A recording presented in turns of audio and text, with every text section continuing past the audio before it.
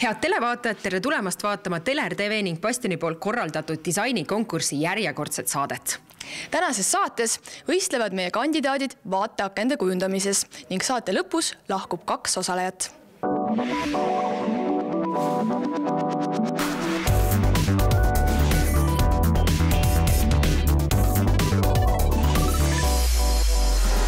Teler TV ja Bastioni poolt korraldatud disainerikonkursile laekus pea 150 sooviavaldust.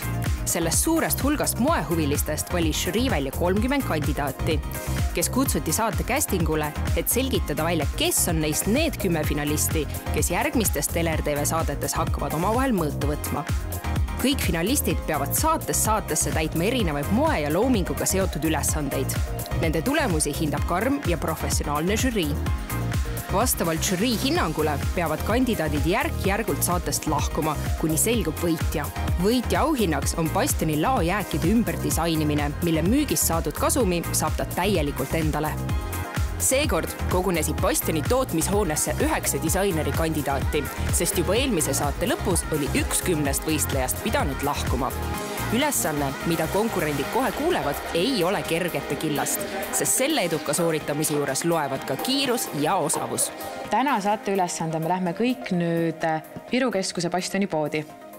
Seal me jagame teie grupi 3-3.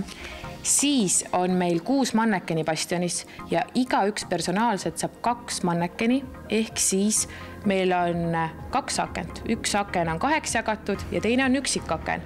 Ja te peate tegema talvakna kujunduse ning Bastionist valima poest riided, mis nendele mannekenidele selga panna. Ja teil on 30 minutit aega. Ülevalt saab kaasa võtta aksessuaare ja siin on mul praegu Bastioni poes olevad toodete joonised ja kangad.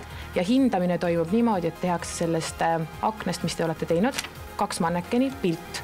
Ja žürii piltide põhjal koos teie omapoolsete kommentaaridega valib siis välja need 7, kes edasi pääsevad. Peale ülesande andmist tormasid disaineri kandidaadid aksessuaare otsima. Valimise tegi raskeks see, et vaateaknaid, mida kujundama hakatakse, polnud kellelgi silme ees. Vaatame, mis asjades osalejatel usk on. Anton, näita meile ka, mis sa valisid?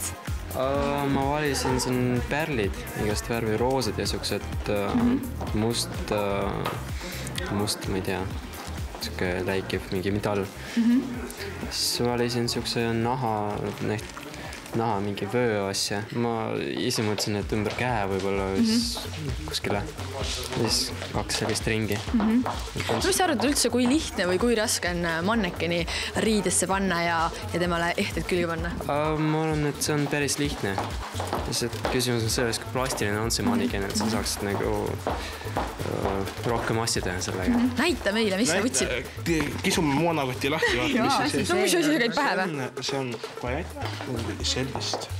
Ja mul on siin peoga lihtsalt metallset ja sädelevat. See on nagu sinu stiil ikkagi see metall ja kett, eks ole?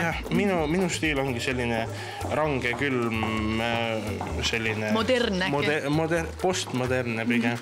Selline natuke industriaalstiiliga kaldu. Ma ei tea, vaatab, ma usun, et see peaks pastireivastega sobima, kui ma pastireivadega sellised rangejoonega suhteliselt lihtsad, konservatiivsed. Et see konservatiivsele natuke sellist funki lisada, seda kasutada. Mida sina valisid? Parem, siis hästi palju. Ma igaks võtsin igat värvi, et võtsin kullasti, võtsin hõbedast, et oleneb, mis riietus ma võtan, et siis sobitan kokku. Ja ma arvan, et kübar ja siuke asi annab alati juurde sellele elavust nendele mannekenidele, et siis on mingi teema, läbiv teema peab olema mannekenidel. Kui tihti sa ise üldse poe vaateaknaid vaatad ja kas sa märkad, oled sa üldse märganud poe akende stilistikat? On see sinu jaoks oluline? Ma nagu ise olen ka natukene teinud mannekene riides, ma just vaateakent pole teinud. Aga täna ma istusin spetsiaalselt Viru keskuses maha ja vaatasin ühte vaateakent. Kuule, aga see oli nagu mingisugune hea enne, kas sa ei arva? Ma ei tea, ma väga loodan. Et ma sain head ühe vaateakna spetsialisti nõu ka see nädalavahetus ja mul viisid täiesti lamp viis kokku nagu meie teed. selle inimesega. No see nagu küll enam juhus ei ole. Äkki on enne. See on enne see saatuse. Kui raske või lihtne üldse see ülesanne tundub sulle? Ma arvan, et see selgub siis, kui ma hakkan tegema. Et oleneb, mis sulle kätte satub. See võib olla lihtne, see võib olla väga raske. Mannekenid, kes Viru keskuses vaateakendel meie kandidaat ootasid, olid täiesti paljad. Seega peavad osalejad nad riietama pealaest jalatallani ja selleks on igalühel aega vaid 30 minutit. Esimesed õnnelikud 3 inimest. Loosi tahtel Katrina saab suurem akna ja teil on siis see teine pool, kus on natukene kitsam. Siis on niimoodi, et ma soovitan ennem teil valida asjad valmis, mõelda välja, mis te selga panete. Sel hetkel, kui te hakkate neid mannekene lahti võtma, siis te võite minu abi paluda, et kuidas nad käivad, kuidas nad käed käivad ja jalad ära tulevad või keha ära tuleb. Et ennem kõigepealt valige nüüd asjad, 30 minutit ja ongi kõik.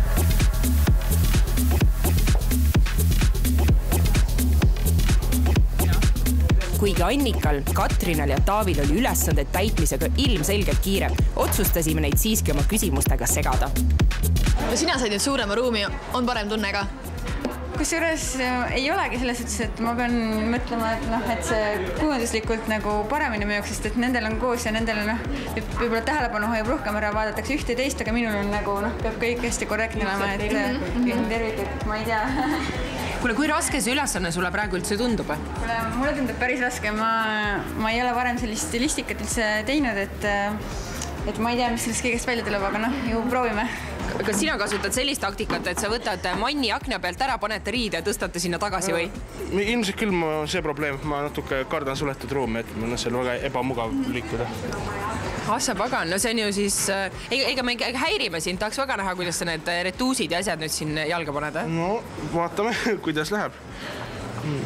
Kas sa leidsid vastava toormaterjali, millega sul on tööd teha õige ja vajaliku? Täpselt õiged asjad.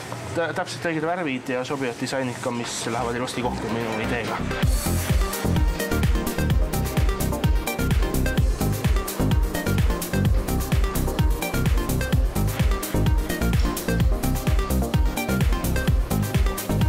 Esimesena sai oma ülesandega hakkama Annika, kes oli peale bastioni riiete ja aksessuaaride ainukesena kasutanud ka muid dekoratsioone. Sina nüüd esimene, kellel valmis on. Kuidas ise rahule jääd? See, et ise ei saa aru, et kas see on normaalne või ei ole, et seda peab teised inimesed ütlema, ma arvan, pigem. Et ma loodan, et on ilus. Kuule, aga jätkuvalt tunnist üles, sul on mingisugused nõiaanded.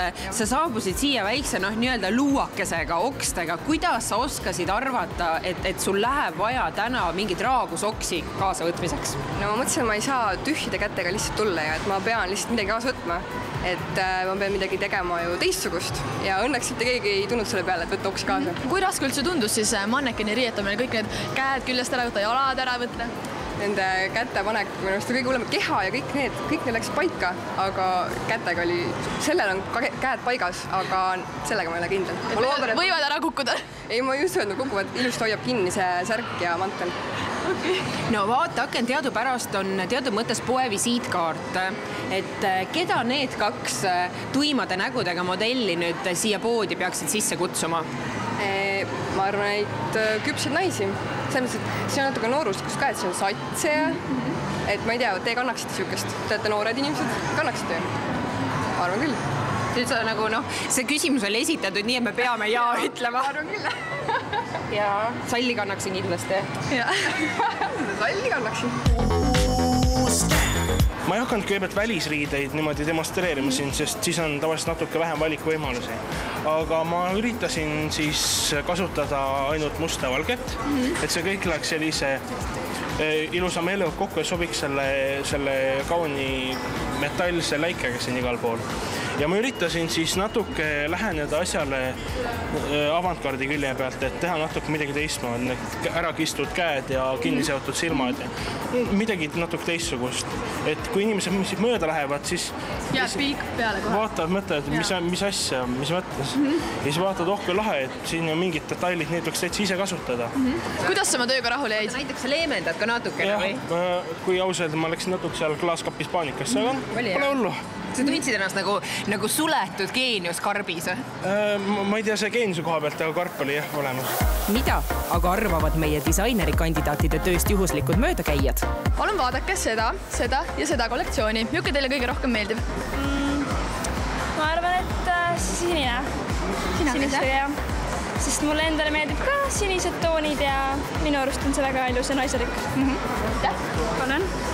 Mis sulle kõige rohkem meeldib? Mis sa arvad, me ikka kõige kihvime? Seal on ka veel üks komplekt. Ma arvan, et mulle meeldib see sinise salliga. Samuti see? Jah, see sinise salliga, mitte see sinise pluusiga. Just see kõige parempoolsem, jah? Et see sinine element siis püüdis sinu silma, jah?